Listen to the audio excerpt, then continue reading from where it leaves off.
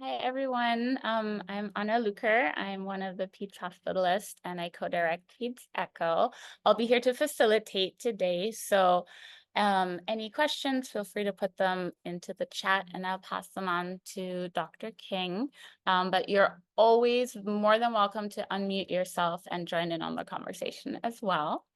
And then without much further ado, I'll pass it on to Dr. Jennifer King. She is one of the sports medicine physicians at Kapiolani, and I am looking forward to having you back. Thank you so much, Dr. King. No, thank you so much for the invitation to speak again. The topic today I know is a little bit niche when we kind of talk about dance injuries, but there's a lot that can apply to even the non-dancer humans as well. So I hope that the information is helpful, and I will go ahead and share my screen. Okay, Summer, are we good? Okay. All right. So just kind of, just trying to be a little bit more catchy with the title. So we're going to navigate through some dance injuries and wellness through this talk. And like Anna said, if you have any questions, you can feel free to unmute, or if you want to ask them at the end, feel free to do that as well. Okay, so when we talk about the history of dance medicine, it's really interesting to note that both dance medicine and sports medicine started around the same time.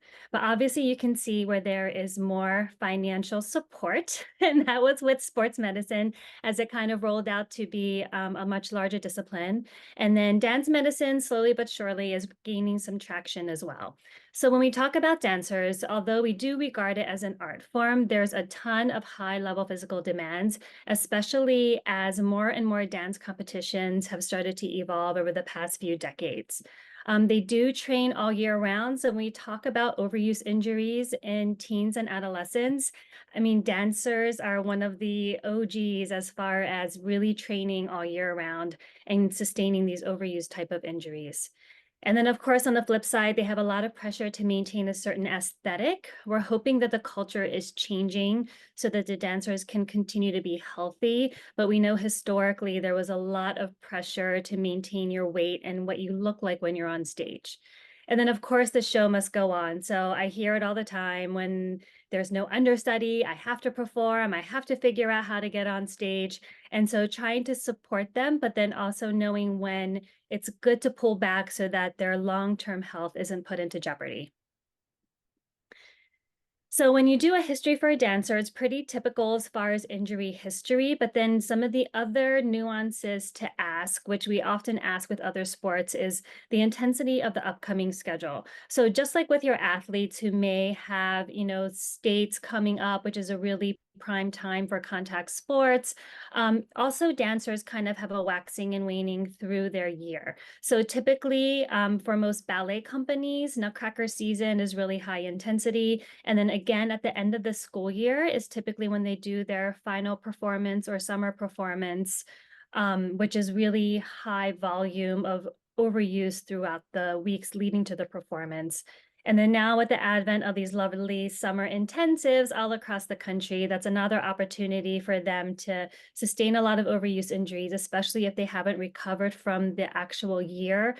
To go into a 3 to 4 week summer intensive can be pretty difficult. Hours a week per activity. So the ballet dancers that are doing 16 hours a week versus the dancers that are cross-training in different forms of dance are going to have different injury patterns. Any competitions that are upcoming. So there's a lot of dance teams that do many competitions, and a lot of these, the counseling does kind of revolve around the travel itself and making sure that they're sleeping before competition because we know that changes their injury risk. And those kinds of things are important to note in the history. Their level of dance and type of dance, because that will change their injury patterns. And then, of course, with acute injuries, you want to kind of get the mechanism of injury because that will give you a lot of information of where you want to go for workup. And then with chronic injuries, then you want to see if there were any alterations prior to the onset of pain. So whether numbers of hours of dance or if teachers are working on technique that may or may not be correct. Flooring changes. So one of the dance studios had gone from a sprung floor to a typical concrete floor and really saw a rise in injuries. So flooring for dancers is really important. Shoes. And then the other thing I typically ask too is if the teachers had actually recognized their injuries. Most dance teachers are pretty nitpicky and they're looking for you to perform at a high level. So if the teachers are identifying it, then you've gone beyond the ability to compensate for the injury. So then my workup may change depending on what the instructors have seen. And then we have a couple of really good studios that have former professional dancers that want the next generation to be a little bit healthier. So they actually do send their students to medical care, which isn't what's happened in the past. So I think that change in culture is slowly but surely happening, which is great to see. And then we'll kind of go through acute injuries, chronic overuse injuries, and also some medical issues that are pretty common in the dance world. And with these medical issues, a lot of it is just the education piece because some people just think certain things are normal when you're a dancer. And we're just kind of reinforcing the fact that certain things like a regular menstrual cycle, that should be normal even if you're a dancer. Okay, so acute injuries are pretty typical to what we see in running and jumping sports. There are some that are unique to ballet, which we'll go through in one of the first cases. And of course, there's accidental injuries that occur on stage too. So sometimes it's just the props or the mechanics behind the stage that can cause some injuries. But when you look by far, just like with almost every other running and jumping sport, the most common injury that you're going to see is acute ankle sprains when you talk about acute injuries. So it's just one of the joints that's pretty high on the list for any kind of activity, and dance is no different when it comes to those types of injuries. Chronic and overuse injuries. So like I said, these are one of the first activities that was done over the course of the entire year. There wasn't any season for dance previously. Once upon a time, dancers would get summers off, and now that's not happening either with the advent of summer intensive and competitions over the summer. So it's a little bit even more so competitive and year-round than it had been historically. They really do test the limits of the human body. So when you look at extensions of dancers now versus 30 to 40 years ago, I mean, they really are pushing those boundaries of anatomy. And then also in ballet, a lot of the dance movements are performed with the hips and external rotation. So ballet dancers have a huge imbalance when it comes to the rotation of their hip as far as both flexibility and strength. And then when we talk about the most common chronic overuse type of injuries, lower extremity and back are the most common that we're going to see in all dancers across the board. So we'll go through two cases. So the first one, I know it's a little bit older, but it was just the case that I had. So a 22-year-old ballerina, and I see this also in teenagers as well, so not uncommon in the younger age group. Pain in the posterior ankle when going on point. And when they talk about going on point, it's literally like on the very tip top of their toes, just like you can see in the picture. No trauma that they can remember, no history of swelling, erythema, or ecchymosis in their ankle at the time of onset of pain. So things to kind of think about. So once we start to say, ankle injury, we start to try to think of all the overuse things that can definitely happen. So obviously Achilles tendonitis is one of the most common things that all athletes get across the board. Unlikely for an Achilles tendon rupture since there was no acute history of an injury. Posterior ankle impingement, which tends to be more common in our ballet dancers. Posterior tibialis tendonitis, and then flexor hallucis longus tendonitis. So the reason why I put the posterior tibialis and the flexor hallucis longus tendonitis is that those are fairly specific for dancers because they use those muscle groups a lot.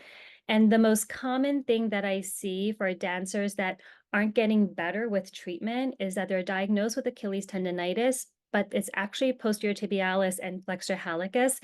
And most of the time when a physical therapist rehabs the ankle, they don't look at the big toe.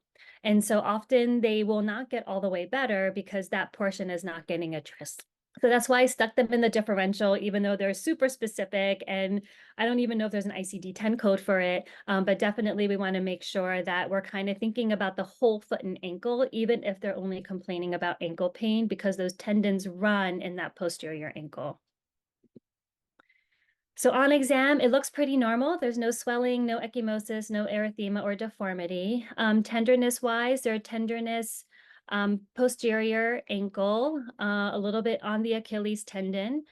Range of motion is full, strength is normal, 5 out of 5 for ankle four-way, which is the dorsiflexion, plantar flexion, inversion, and eversion.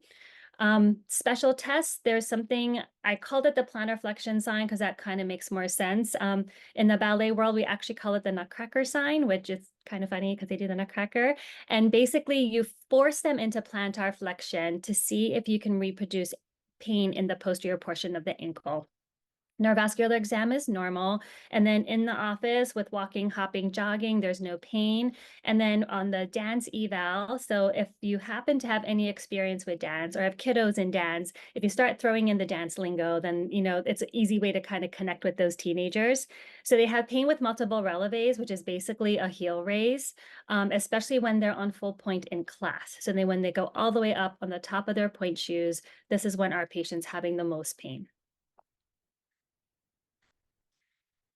So we diagnosed her with posterior ankle impingement. So it does occur often with forced repetitive plantar flexion, especially with point work. Kind of the triggers that are common is either a change in floor or if they're using shoes that are too worn. And for dancers, that's a dead shoe. So I always ask them, is your shoe dead? Because that means that there's just no support in their shoe. Or if they kind of increase the number of hours for rehearsal, competition, or performance is usually when we're going to see this start to brew. They get a lot of chronic damage or microtrauma in the posterior region of the ankle. Sometimes if they have an extra bone, which is the os trigonum in the back of the ankle, that can start to inflame the soft tissues. Or if they have an extra process on the back of their ankle bone, which is called the Stietta process, that's just an anatomic variant that can trigger more irritation in that posterior ankle. History is that they have pain in both anterior or posterior ankle. Ours is in the posterior, and it's worse with plantar flexion. On physical exam, they have that positive nutcracker or plantar flexion sign. And then you can do x-rays on point if you would like to. Sometimes you can kind of see if they do have an os trigonum, if it's actually getting impinged. And then if you really need a lot of detail, you can do an MRI. But typically, we're going to treat them conservatively. It's pretty rare that we're going to operate on these fairly early. And so I usually give them a course of conservative management. And then if it's not getting better, that's when I start to go down the MRI train, because there are a few people that do benefit from surgery, but they are in the minority for sure. And so if they fail conservative treatment and then you do an MRI and the soft tissue structures are fine, but that os trigonum or that Stietta process has a lot of bony edema, then it might really be an anatomic limitation that's giving them the pain. And then the conversation starts is this something they want to do for the rest of their lives, or is this something they can alter to not have to do surgery? The dancers that go on to dance professionally, if they do have a symptomatic os trigonum, they typically do have it surgically removed. And most of them say they wish they would have done it years ago. But these are really only for people that are going down that professional route. For teenagers that are going to do dance through high school, that is not really something that would be recommended. So short course of NSAIDs, so typically 2 weeks to get things to settle down. Physical therapy is a little bit better for teenagers as opposed to home exercises, just because they have some guidance and a little bit of support to change the exercises if they're having difficulty with it. Usually I ask them to ask their teachers to assess their technique, because sometimes we'll do all the physical therapy in the world, but if their technique is terrible in class, they're just going to inflame that posterior ankle again. Rarely and only for adults will we do corticosteroid injections, but that's coming less and less in favor. Oftentimes, we're really going to try to do that conservative management without injecting in the joint, because we know long-term that's probably not healthy for the joints. And then surgery for refractory pain for those that are actually going to go down that professional route. And then these are just some images of that posterior ankle impingement that can happen. So it's easy to see if you did have an extra bone behind the talus, how when you go into that position between the tibia and the calcaneus, you're just going to smash that os in between. So Sometimes if it's really inflamed as far as the soft tissues, we can do a walking boot or cam walker for a week or two to really let it settle down and then start some conservative therapy. But I usually will only do that if they have pain with ADLs. If the pain is only with dance, then we pull out dance for a week or two and then try to get them stronger to support that ankle. And then this is an example, this is the dancer actually that we're talking about. So on point, you can definitely see that os trigonum, even though it's really tiny, is sitting in a spot where it's getting crunched between the tibia and the calcaneus. And then she actually opted to have it surgically removed and did well. The vast majority of my teenagers do really well with conservative management, and they rarely have a recurrence unless they're just not paying attention to keeping their hip stabilizers turned on. Okay, our second patient, this is probably, I think, one of the more common things that I see. So 16-year-old ballerina who tells me that she can pop out her hip. And so, of course, we know she's not really popping out her hip, but probably just moving her IT band so that you can actually see that femur a little bit more prominently. No trauma, no history of swelling, erythema, or ecchymosis. Used to have painless popping, but now it's become painful.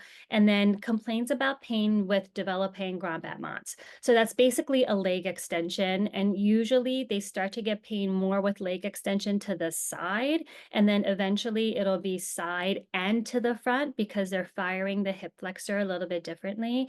And then also the grand battements is basically a kick. And then so whenever they either extend their leg or kick their leg, that's when they're getting the painful popping of their hip. So snapping hip is one of the most common things that we see, but we also have to kind of consider things like labral tears, femoral acetabular impingement, and hip dysplasia. So the last two probably exist in most ballerinas that do ballet beyond adolescence, because if you didn't have mild hip dysplasia, you actually wouldn't be able to do things that ballet dancers do, and you usually quit because you can't do them. And then as far as impingement, the infamous Dr. Burkhalter always says every ballerina impinges their hip because it is not normal to put your leg next to your ear. So whether or not it's symptomatic is kind of what we're looking for. So when they start to get symptoms of hip impingement, then we diagnose them with femoral acetabular impingement and really try to create space in that joint by strengthening around it, especially those hip stabilizer muscles. So for our kiddo, the hip looks pretty normal. Obviously, hip swelling is really, really hard to see on physical exam. Some tenderness to the iliotibial band, but no other tenderness. Hip range of motion is normal, strength is normal. The joint sign, so negative log roll, so seems like we're not worried too much about a labral tear. A negative impingement sign, which is when you flex the hip and take them into internal rotation, and that would be positive if they did have impingement. And then they can reproduce the popping in the office, and you can feel it on the lateral side of the hip. ADLs are normal, so walking, hopping, jogging, and then dance eval only when they really extend their leg out to the side is when they're having symptoms. So snapping hip syndrome occurs with repetitive extreme ranges of motion, and then usually it is pretty asymptomatic in the beginning, but then as they continue to pop their hip, then of course the tendon's going to get angry, and then you get some inflammation, and that's when you start to get pain. It's worse in extreme ranges of motion, and then usually it's out to the side of the body is where they have pain when it's the IT band. If your index of suspicion is high for intra-articular causes, then normally you would start with an X-ray. I do feel like anytime you do a hip X-ray, bilateral is the way to go. So if you do a bilateral pelvis, you're going to be able to compare one side to the other better. And in different stages of growth, those growth areas and apophyses are different from person to person. So then you can compare one side to the other because they should be fairly symmetric. So treatment for snapping hip, of course, you can do a short course of NSAIDs, physical therapy, and then assessment of technique. So sometimes if they force that external rotation position, you're supposed to get your external rotation from your hip. But sometimes if they want to get extra external rotation, they force it from their knees and their ankle, and that's usually when they start to get into trouble. And again, historically, corticosteroid injections were used, but that's becoming less and less in favor. And then once upon a time, there was a lot of surgery for iliotibial and hip flexor release. But when we look at the studies now, it doesn't seem that between really good physical therapy and surgery that the long-term outcomes are any different. So we really do try to connect them with a physical therapist that knows how to manage these extremely flexible humans, to make sure that we can get them better. And then there's the three common areas where you can get the snapping hip. So iliotibial band is probably the second most common. Hip flexor by far is the most common one that we see. And I think that it really starts to get symptomatic when they get into their adult hip. So that's why a lot of times they don't have symptoms until they're teenagers, because they haven't ossified enough bone to make the tendon really angry. So it's really in that teenage years that we start to see it. And then rarely glute medius can also cause snapping hip in the posterior part of the hip, but that by far is really rare compared to the hip flexor and iliotibial band. Okay, so things to know about dance. So this is just a quick review. So these are the typical ballet shoes when you think about your 3 and 4 year olds that are starting ballet. Some dancers will call them technique shoes. If you look on the bottom of the shoe, the newer shoes have what's called the split sole, so that you don't have a full sole on the bottom of the shoe. And that allows you to get a prettier point, which is the aesthetic that a lot of ballerinas are shooting for. Typically for the little guys, the elastics are already sewn on. As you get older, they give you the shoes and a roll of elastic, and then you can decide how you want to sew them onto your shoe. So the most common way is just one strap directly across. You can see on the right where this dancer chose to crisscross it. So sometimes if there's a lot of ankle mobility and instability, crossing it over gives them a little bit more proprioceptive feedback. So sometimes if you have kids that come in and they complain about, well, I'm fine except for when I'm in ballet class, kind of hurts in the front of the ankle, and exam seems pretty benign and you really can't pin it down, sometimes you can just recommend that they cross over their elastics, and that's enough to give them feedback to not over rotate when they go up on their toes. So these are point shoes. So when you talk to most young dancers, this is completely what they want to do. This is their goal, is to be in point shoes and have the shoes that professional dancers are wearing on stage. So IADAMS, which is our professional organization, does have a when to go on point recommendation from their committee. And so that is really important to follow, because I think if they're not strong enough to go up on point, there's no reason to put them on there. And then that committee also argues that if you're really not going to do professional dance, maybe don't torture yourself by going onto point shoes. But oftentimes, this is why a lot of the kids do ballet. These definitely come with just the shoes, so ballet dancers should become good with sewing. And so they do sew their own elastic, they sew their own ribbon, and you can change the placement of the elastic and ribbon to make the shoe fit better and stay on your foot the way that it's supposed to. They should get fitted for their point shoes. There's only one place you can go in Hawaii. So we do have a lot of kids that when they go to the mainland for other trips that may go and get fitted at a bigger center to make sure that they have the shoes that they want. The inside of the shoe has really come a long way. So once upon a time, the very first ballet dancer that went up on her toes actually didn't even have point shoes. She just was strong enough to go up on regular ballet shoes and do her thing on stage. And then over time, initially, they would do layers of cardboard that were shellacked, and then they would do a thicker substance. And then, of course, now, because it's 2024, one company in particular, Gainer Minden, uses a lot of like impact absorbing foam. They have thermoplastic in the arch. So they really have come a long way. Between the shoes, to be honest, it's kind of like football helmets. I want it to fit. So between 4-star, 5-star helmets, there's not that much of a difference, but I need it to fit your head. So the same thing with point shoes. Like some people are like, I want to be in Gainer Minden's because I know that it's easier to go on point. There's more support. But if it doesn't fit them, it's really not going to be helpful. So they really do just need to have a shoe that really fits. They should be good about keeping track of when the support dies, because that's when they are higher risk of injury. And then I know the parents have a really tough time because they are really expensive. Professional dancers will go through a pair per performance, but obviously our students and teenagers can't do that. And so, typically they should have typically they'll go through 3 or 4 per year, depending on how much dancing that they're doing on the shoes. And then these are the things that actually go inside the shoe. And so a lot of times back in the day, they would just give you a container of lamb's wool and you would basically just pat around your toes, whatever you thought was comfortable. And that's what you use to kind of give yourself a little bit of cushion for when you were on point. And then it evolved to having these pre-made foam toe pads that you could put in. And now there's gel and there's silicone and lots of different things that you can use. So the dance industry really has taken off as far as like the cool things that you can put in. There's point shoe glue, which actually is really just like nail glue. And I wish I would have thought to just market it as point shoe glue because we used to use nail glue or crazy glue to fix our shoes. Of course, the elastics that come on, the ribbons that you have to put on, rosin. So just like baseball players use rosin to get a good grip on the ball to be able to throw it, dancers will do the same thing. If they're on a wood floor, they'll use rosin on the tops of their point shoes so they don't slip. If they are on a Marley dance floor, which is the more rubber type of dance floor, then they actually don't need the rosin and they don't want you to use it because it actually ruins the floor. And then there's toe spacers. So definitely for kids that have variations, we know that all toes look totally different. They should consider using a toe spacer to try to help offset bunions just a little bit.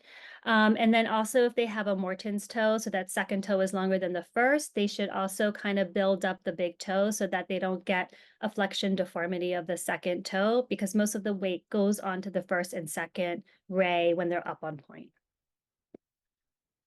And then some people will actually put some suede on the top of their shoe, and that if you do that, then you're good without the rosin. On a wood floor, the only flip side is that sometimes if you switch to a marley floor, then sometimes it'll stick when you're turning. So a lot of the people will only do this if they're consistently on a wood surface. And then these are just some demonstrations. So the highest foot and ankle injury is probably the first year of point because they're still trying to learn how to get onto that point shoe.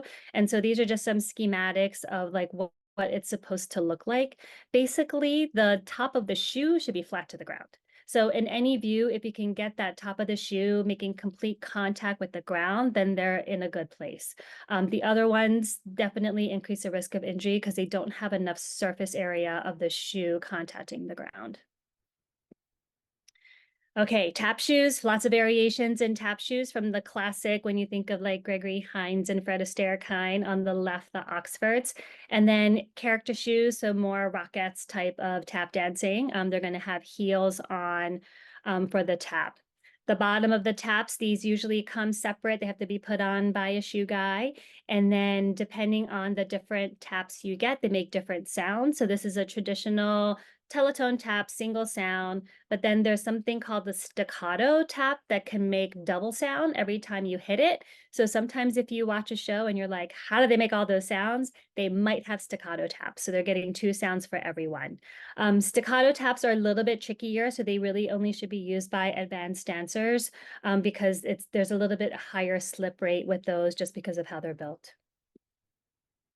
And then jazz, street, contemporary, there's lots of different shoes that can be used. And then so jazz shoes on the top left of your screen, this is kind of the traditional one that we see.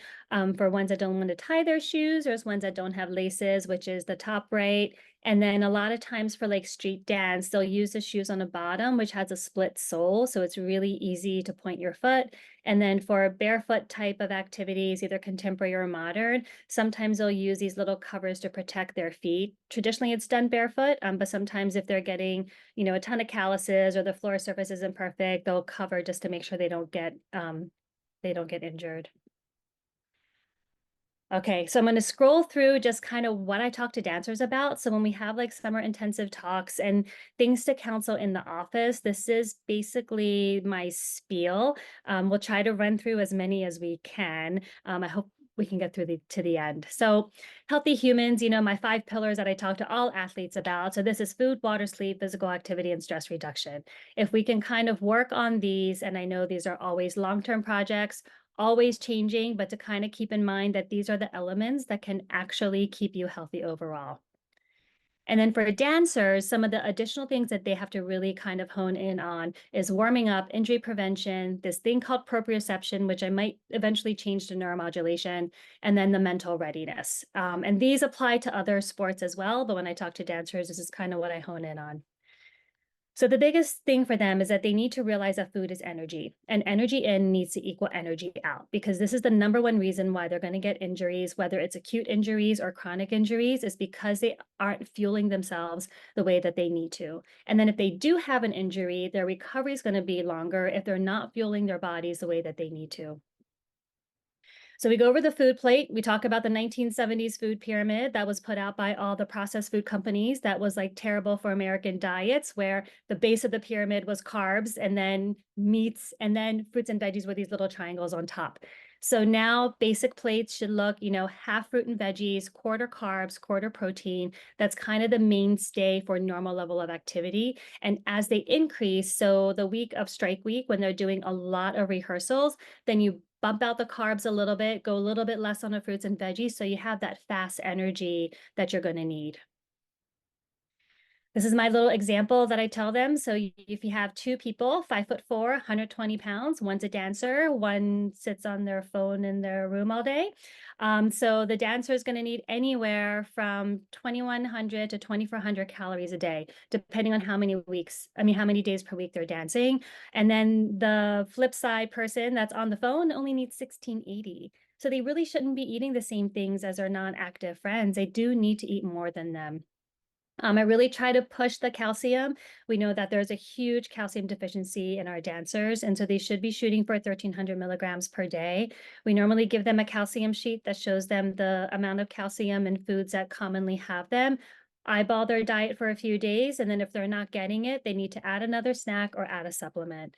When I survey these, most teenagers are getting about 600 to 700 a day. That's kind of average across the board. And then so to have them either bump up with the snack or add the supplement if they cannot put a snack on, so that they can build up their bone that they only have till 25 to do anyway. We do talk about the gut-brain connection, and then how a lot of times if they're not fueling their body, they're also not helping their mental health, because all your feel-good hormones, neurotransmitters actually come from your gut. So we do have a lot of discussion about how that is connected and why it's so important to make sure that for the most part, you're fueling your body well. I think if we can live with 80% of eating healthy and 20% be a teenager, go to parties with your friends, I think that that's probably a fairly good balance and fairly reasonable for most of the teenagers. The micros that are huge, I mean, for our bone health ones, the magnesium, phosphorus, and potassium, we want to make sure they're getting that on board. Vitamin D. So hopefully if they're getting out of the dance studio, then they're getting the vitamin D, because we have sunlight pretty much 365 in Hawaii. But depending on where they go, so if they're going to college in the Northeast or the Northwest, then the recommendation for me is to just start taking vitamin D when you start wearing a jacket. And then when you're back into a t-shirt, you can probably stop. So if you can just kind of make sure you keep it on, because we're learning a lot more about vitamin D, but there's a lot of important processes that you need that good level of vitamin D. And then there was one study in hamstrings, but it does kind of make sense, and I think it's applicable and there's no downside to it, is that oftentimes if you can make sure you're getting enough collagen and vitamin C in your diet, soft tissue injuries will recover faster. So the hamstring ones recovered in 33% less time. So that's a pretty good chunk of time for that recovery piece. So they can either do Jello with orange juice and get both, or if they want to do a supplement, they can. And this is the sheet that I give them. This just kind of gives them some sources of all the micronutrients that are important. And basically I say, I realize you're not going to eat all of these every day, but you should have a couple from each of these categories on a regular basis. The only one I really am nitpicky about is calcium, because I feel like as a teenager, they only have till 25 to build it. And we just have such a high rate of osteoporosis in our population of Kapuna that I think if we can build up these kids younger, they're going to be better off in the end. I tell them there's no way they know what they're eating unless they're tracking it. So they could write it down, but most kids don't write it down. most kids have a phone. So MyFitnessPal does have a free version where you can actually just kind of track. It says it's for 18 and over. So I tell them if their parents are okay with it, or if their parents want to put it on their phone, it's fine. But I think it's a good exercise to do a couple times a year because then you can really see where you are, since it will break down the macronutrients and the micronutrients for you, and you can see where you are. And to be honest, most people eat pretty similar across the board when they go through like a couple week diet. So if they can just add in the foods that they need to get those micronutrients on board, they should be good. Okay, so my awesome athletic trainer made these comparisons of, okay, so if you're a Jamba Juice, are you going to get the acai bowl or are you going to get the yogurt bowl? And then so she kind of broke down, right? So the acai bowl, 490 calories, 10 grams of fat, 67 grams of sugar, 8 grams of protein. The yogurt bowl is 390 calories, 4 grams of fat, 42 grams of sugar, and then 31 grams of protein. So that protein punch is huge just by flipping what you're eating at the base of the bowl. So, like we don't want to say you can never have an acai bowl, but definitely if you know that you haven't had protein that day, this is a better option for you to have than an acai bowl that's going to be really carb heavy. And then, of course, there's home options, snack options to kind of do the same thing. So if you're low on calcium, this is an easy way to kind of get it in. Okay. And then we did one Gatorade versus coconut water. And then so Gatorade is about 80 calories, 160 milligrams of salt, and about 21 grams of sugar.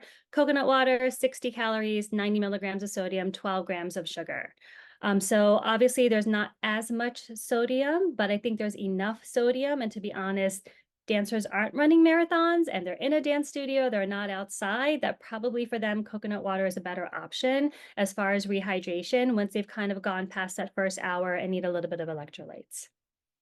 This one's my favorite one because when I was a fellow, the vitamin water people tried to get us to switch from Gatorade to vitamin water because it has vitamins, so it's better. So then when you compare it, Hawaiian Sun Passion Orange has 35 grams of sugar. Vitamin water has 32. And so there's really no difference when it kind of comes to a drink, even though it's called vitamin water, the sugar content is the same. And so this is just for them to just pay attention to the labels because just because it sounds like it's supposed to be healthy, it doesn't really mean that it is. And there's probably a better way to get those vitamins like through food, as opposed to trying to get it through a mass-produced beverage.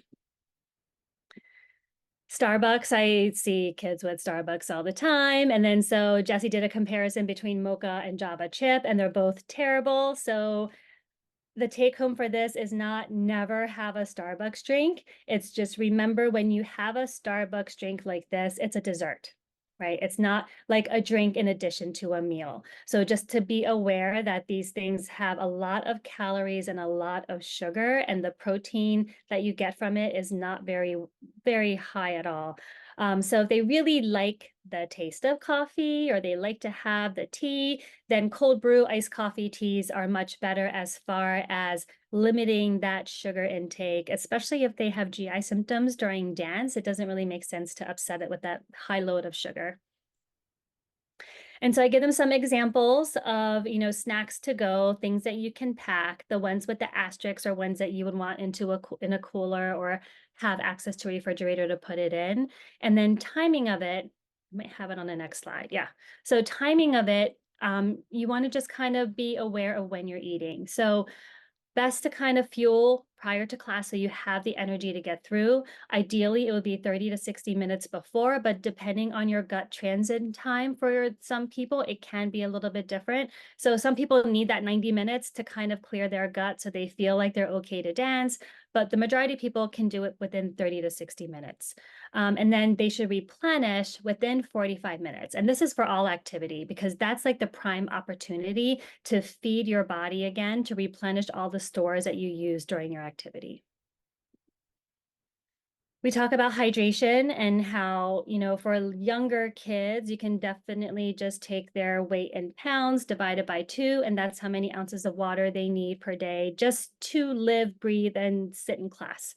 So 50-pound kids should have 25 ounces. And then after that, if they're doing some activity, they should be getting some water before, during, and after exercise. So these are some guidelines that are put out by, the Gatorade Foundation that does like a lot of hydration studies. But the easiest one, let me see if I have the infographic. I don't. So the easiest one is that for every 20 minutes of activity, kids should have 10 gulps of water. And for teenagers, for every 20 minutes of activity, they should have 20 gulps of water. So that's a little bit easier for them than to try to measure the ounces and keep track of the ounces, just to kind of hydrate through their practices. Okay, and then this is the timing that's, recommended by the hydration scientists. So ideally, 4 hours prior, you are pre-hydrating. This is really important for our football players as they're getting acclimatized to the environment. And then about 10 to 15 minutes before, they should chug a good 8 ounces of water. And then, every 15 to 20 minutes, 3 to 8 ounces. And then ideally, if you have pound for pound comparison, you can replenish the water that you lost, because obviously any weight that you've lost in 2 hours is water weight. It's not going to be anything else. Or you can kind of guesstimate what you think you had lost to replenish after you're finished too. As far as sleep, we're getting a lot more research as far as how sleep affects both athletics and academics. We know that if you sleep less than 8 hours as a 7 to 12 grader, you increase your risk of injury to 35% in the course of a year. If you do sleep more than 8 hours, it drops to 17%. So it's a huge jump just by getting sleep. And it makes sense. I mean, your reaction time is different, your processing speed is different, so that risk of injury just starts to go up. And then if you're less than 6 hours of sleep, there's significant risk for injury, and not just with dance and athletics, but car accidents, bike accidents, skateboarding accidents definitely increase after you haven't had at least 6 hours of sleep the night before. And then this is a slide from the UCLA study when they followed the 7th to 12th graders as far as their sleep risk. And there's been more studies since then kind of looking at that sleep deficiency and how that does increase risk. And then now we're seeing a lot more studies come out in regards to academics and performance, if they haven't slept or not. An interesting one is we use impact for our baseline concussion testing. And then if you run the impact on a resident that was on nights, they look like they had a concussion, right? So a lot of those things are really based on getting enough sleep to replenish from the day before. So specifically for our dancers, so proprioception is just basically body awareness and knowing where the body is in space. So this is really important to regain after an injury. And I think this is one of the reasons why historically, we would say, once you sprain your ankle, it's never the same. You're just going to sprain your ankle over and over again. But I think the piece that we miss is we do range of motion, we do strength, we do function, but we don't regain that proprioception and that neuromodulation, so that brain to ankle connection. So you're higher risk to twist it again because you never really got that nervous system back to baseline. So we really want them to kind of hone down and make sure that their proprioception is good. There's a couple of different ways that they can test it. And then so we teach them how to test it so they know what to do. Usually after an injury, that's when they want to see if both sides are symmetric. And that will be a good indication of recovery. Warm up, dancers are terrible at warm up, just like all our other athletes that just go to practice and just start practicing without a warm up. So we do want to kind of put in that extra 10 minutes prior to class, 10 minutes prior to practice, just to get the whole body ready. So your cardiovascular system, respiratory system, you want to get it ready to do the activity you're going to do. Dancers traditionally used to say that, the first 10 minutes of class was warm up, but it's actually not enough warm up to get the heart rate up and to get that respiratory rate up. So this is how the warm up is helpful. So it definitely helps increase the fluid in the joints, turns on your nervous system. So your motor control, balance, coordination, and proprioception are better. And it gets them mentally ready for class. Excuse me. And we don't want them to stretch until they're warm. This is absolutely when they're going to get injured. So this is how we want them to warm up. So they should do a little bit of pulse raising. So this is some kind of cardio type of activity, whether it's like light prancing, jogging around the dance studio, then do the joint moves, and then the muscle lengthening. And then another warm up at the end to make sure they keep that heart rate and that respiratory rate up as they start to go into class. So these are some examples of the pulse raising activities that they can do. I throw push-ups in there because they should be doing them, even though they absolutely hate doing them because dancers are very lower extremity heavy, but it is a good way to get their heart rate up. As far as joint mobilization, they should kind of look at the back. They should look at the joints. So ankles, foot, they can do the foot flutters, ankle circles, all of those will kind of get their joints ready to go. Okay, adolescent dancers. So there's a period of time, and we all love our teenagers.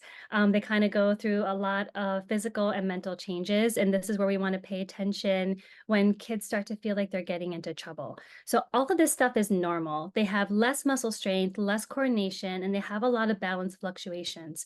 So because of this, the dancers that were like, well, I could do a triple turn all the time consistently, and now I can't even do a single, and they start to get frustrated, their self-esteem starts to drop, they start to lose confidence in dance, and a lot of this is just reassuring them that this is a temporary state, that they will actually kind of get over this speed bump, and we want to make sure that we support them during that period. So this is education for both teachers and the adolescents as well. So usually just light modifications temporarily in dance is all they need. And this is also the period of time where we really keep our eye out for the female athlete triad, because this is when they feel like, well, maybe my turns will be better if I didn't weigh as much. So then they start to get disordered eating and they start to go down that rabbit hole. So this is where we really have to have a high radar and make sure that they're maintaining their BMI. I show this to dancers because I think it's important as they get frustrated with adolescence. So as their hip develops, so when they're in that pre-adolescent phase, they don't even really have a femoral head. Like there's so much space in that hip joint, it is really easy to put your leg next to your ear. Then as you start to go into your adult hip, then it starts to get a little bit harder because now the bony anatomy is different. So it's not that they're not stretching enough or not practicing enough. It really is just their anatomic limits. So unfortunately, sometimes ballet dancers will quit at this point because if they have over coverage of their hip, they just can't do it anymore. But it's like the gymnasts, right? Gymnastic doesn't make gymnasts short. Gymnasts quit if they get too tall because it's hard to do gymnastics. The same thing happens to ballet dancers. And then that's the opportunity. Well, ballet is fundamental in most dance forms. Is there anything else you want to try? Do you want to try contemporary? Maybe some hip hop, maybe some street? Because a lot of those don't expect you to have as much hip range of motion as ballet does. So sometimes it can be helpful for them to know that it's not because they're not working hard, it's not because they're not trying, but it may really just be the anatomic limit as they kind of get into their adult pelvis. Same thing for the knee. Kids that could hyperextend their knee. And I'm just like, look, at one point you didn't even have a kneecap. Like you couldn't see it on x-ray. And as you start to form your adult knee, this is where they start to get patellofemoral pain, because now you need that patella to stay engaged in that femoral trochlea. And if it's not, they're going to have pain. And then this is where I hear all the time, I'm like, oh, I told so-and-so, they said it was normal. Pain isn't normal. Pain is your body's way of telling you that something is wrong. So then you have to kind of figure out, troubleshoot, and then get some support, whether it's physical therapy, home exercises, alterations in dance class, to be able to kind of get over this hump. And then female athlete triad. So this, now called REDS, relative energy deficiency syndrome, because we know that it happens in males as well. We just couldn't see it because men don't get their period. So that wasn't one of the signs that we could kind of look for to see if they were deficient in their energy and this again is just a lot of education. There's still some old school coaches that have cross country runners that think that the girls aren't running hard enough if they're still getting their period. And there's dance teachers that say, oh no, it's normal to not get your period during nutcracker season. Like it really isn't. You're energy deficient if you're not getting your period. So we give you a year. So from the onset of menses, you have a year to kind of let your body figure it out. But after that, it should be regular, whether it's every 4 weeks, every 5 weeks, every 6 weeks, whatever it may be, but it just needs to be consistent. You need to have at least 8 to 9 cycles per year to properly build your bone density. So if you're not getting those cycles, then we need to figure out why. And it could be, something related to your gynecological tract. So that sometimes is the workup that needs to be done. But more often than not, it's just because of the energy deficiency that you lose getting your cycle. Why do we worry about this now? So a lot of our studies in dancers, now that we're actually studying them, dancers as early as 8 to 10 start to worry about what their body looks like. So this is even before puberty hits, and goodness, once puberty hits, then it's a whole nother ball game. When you look at the teens, 94% of ballet dancers have low calcium and 88% have low iron. We know that historically, professional dancers had the worst diets, right? They used to call it the diet of the seas. So it used to be carbs, cigarettes, Coke, and coffee. Like that's what they had. So we really want to make sure that they're getting enough nutrients in now, because when I give this talk, the professional dancers that are older will talk about how they had a lot of trouble having kids when they retired, because they just completely offset their endocrine system by not getting a cycle regularly. Cross training, it's a thing that we do in dancers now. Before they used to just dance and dance more and dance even more, but we know they need to do a lot of strength training. So there's been a lot of attention kind of paid to doing different things. So now even the summer intensive programs that used to literally be ballet class from 8 a.m. to 4 p.m. have integrated things like Pilates, contemporary, hula, things that are not ballet to cross train them during the summer intensive. So that's been a nice flip that we've seen in the past few years. This is the best resource that I give my patients. It's like $20 on Amazon. It's a book called Dance Anatomy. It actually has exercises in there by body parts. So the nice thing about this is if you want these movements in dance to be better or you're working on them, these are the exercises you can do to support that movement pattern. And oh, by the way, here's the muscles that are involved. So they learn a lot of their anatomy. There was a good study in Australia, because all their ballet companies are run by the government, that when they would teach 8 to 9-year-olds anatomy, they were better able to verbalize what their injuries were. So I think having that knowledge can be super helpful as far as those dancers. They have to take care of their feet. So I tell them, they can't just expect to do all the things that they do with their feet and then just literally leave class, take their shoes off, go home and go to bed.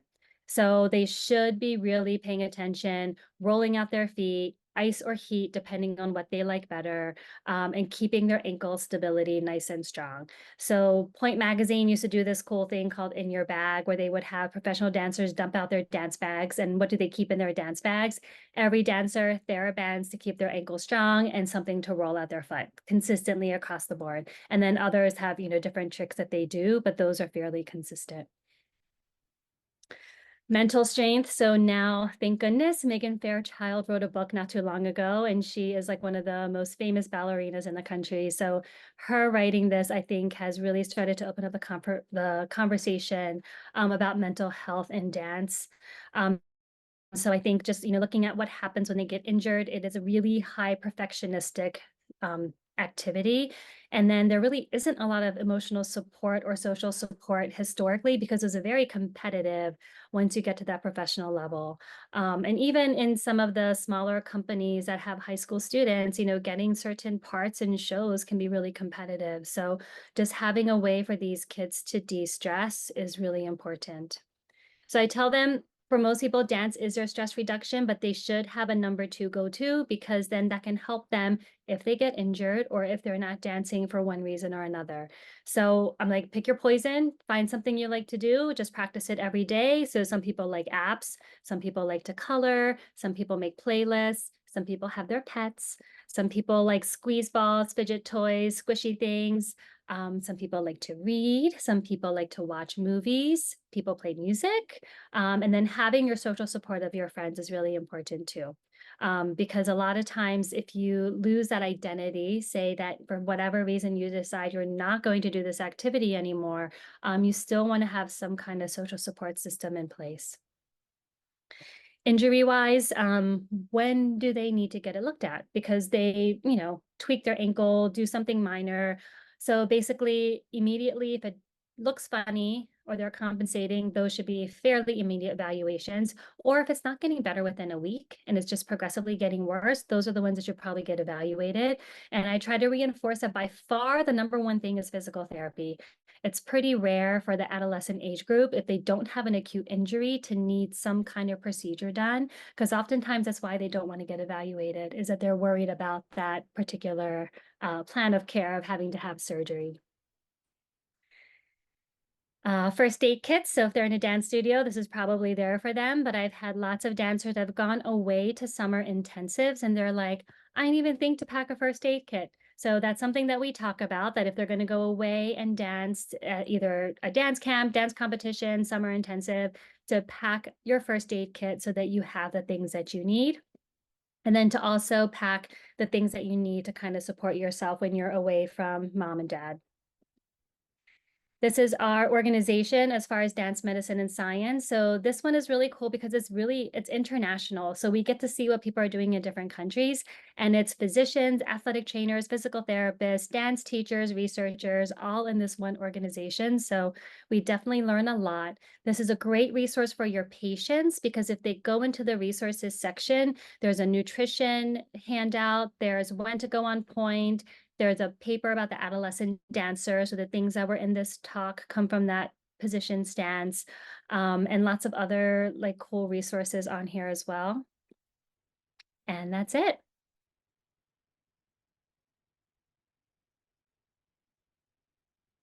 Okay, so I will stop sharing. That was an amazingly well-timed presentation. You are almost on the dot. I will quickly open it up to questions and maybe we can run through the poll at the same time. That was very, very interesting. I learned a lot and a lot of that looked extremely painful, I have to say. If they're trained for it, it shouldn't be too bad. So Absolutely. I had memories of those ballet shoes. I danced for many years when I was little. I didn't know that. And it makes sense to not do the toe shoes if you're not going to be a professional dancer. But you're right, Dr. King. That's what all the little girls want to aspire to be in. So, it's really funny. So in the point readiness document from IADAMS, so George Balanchine is like one of the famous choreographers, did a lot with New York City Ballet. And the final part of it is his quote that says, there's no point in, or there's no reason to go up on point if you can't do anything once you get there. That is a very good point. And it seems like such a focus now that that's really just the goal to get to, whether or not that's the right style for you or not. and Yeah, there's actually there's a male dance troupe that goes on point called the Trocaderos. So if they're trained and strong, they can do it. I have to look those up. That must look fantastic, actually. Yeah. Shall we quickly answer the Sure. It looks questions? I don't know if maybe number 2 seems divided, and then the rest are all unanimous. So if you could go over number 2. Yeah, so it's an accept question, which I hate doing. So I'm sorry that I did an accept question. So they actually don't have increased coordination. They have decreased coordination through adolescence. So the decreased muscle strength is true. And then the loss of confidence is true. unfortunately, the loss of confidence in adolescence in general is one of the biggest problems with it. That was so interesting. Thank you so much again. I don't actually see any questions going through. I personally also don't have any. I really appreciated the cases and all the images and seeing thank yous coming in through the chat. So thank you so much for joining us. Thank you to everyone who came and listened in over their lunch break. We are actually taking a break from Pete's Echo for this first Wednesday in August. Summer, do you know off the top of your head which day that is? August 7th. Thank you. So I hope everyone has a wonderful summer. We'll be back August 21st. Yes. Can you do math? Yes. With our next topic. Uh, The information. August 21st will be alpha thalassemia. Thalassemia, yes, with Dr. Hutchins. Sorry to make you do that. Okay, thank you everyone so much again. Have a great rest of your afternoon. Bye. Well, thanks. Bye. Bye, everyone. Bye. Oh, we have such a nice comment in the chat. Thanks, Shan.